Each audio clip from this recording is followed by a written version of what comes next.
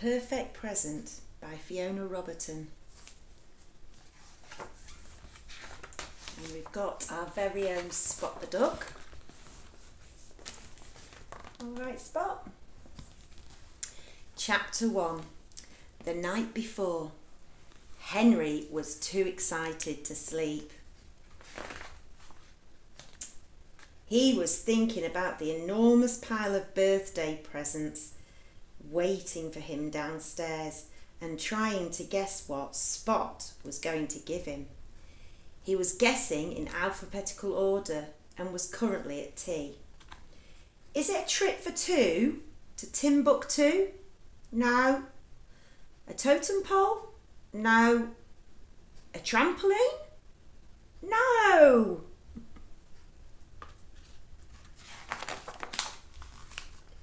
Spot had actually bought Henry a fishing rod.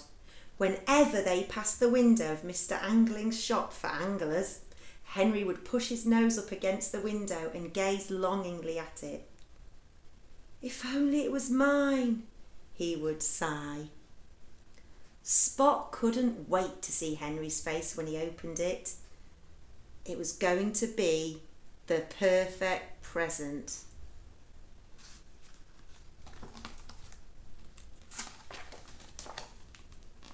Chapter 2. The Surprise. Morning came and Spot and Henry raced downstairs. Henry ripped open all of his presents from his mum, all of his presents from his dad, his sister Olivia, his uncles, aunts and cousins. It's got all sorts of skateboard, helicopter, jumper,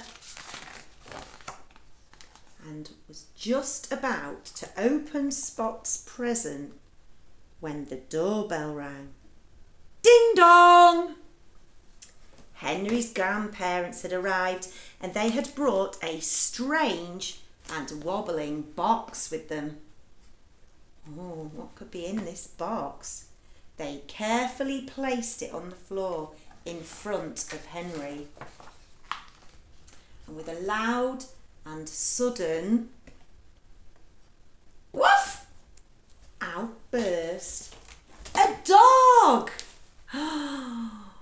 Wow, with a waggy tail, a soft wet nose and a warm furry tongue. He's perfect. And he ran straight to the garden to teach the dog some fantastic new tricks. Oh.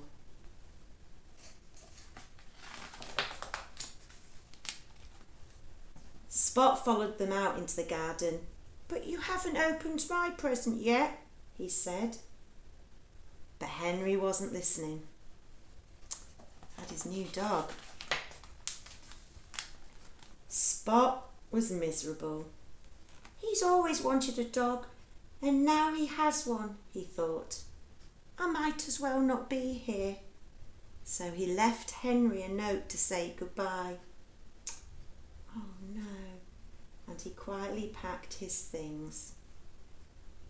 It was dark outside and had started to rain, but he shut the door softly behind him and set off on the long journey back to his old house.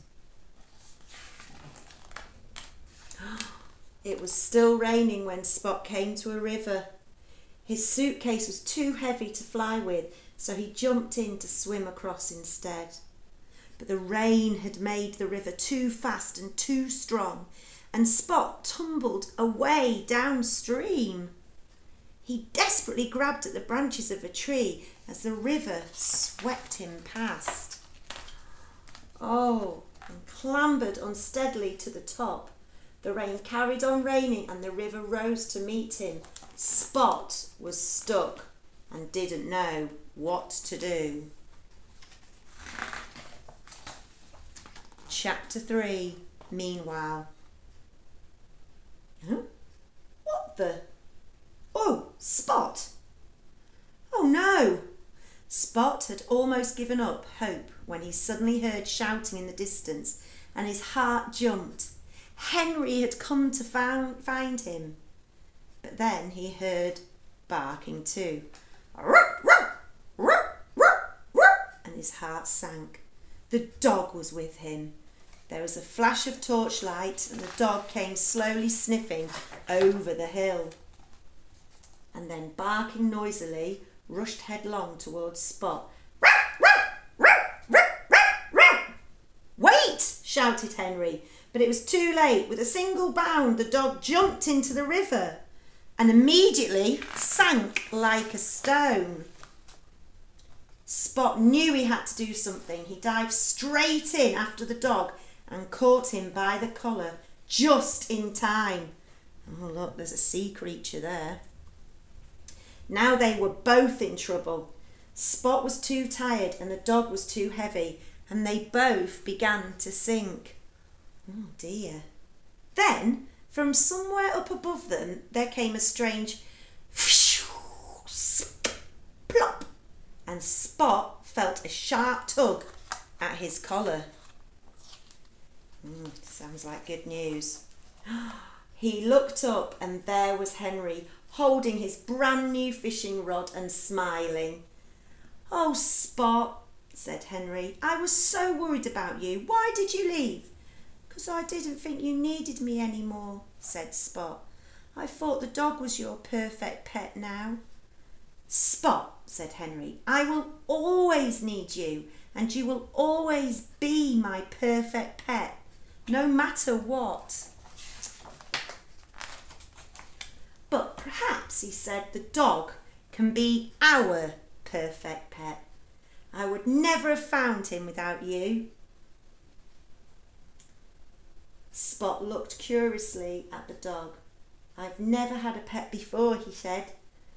"You'll love it," Henry told him. "Pets are excellent." "Aw. So," asked Spot hopefully, "do you like your birthday present?" "Spot," replied Henry, "it's absolutely perfect." Oh, there they go.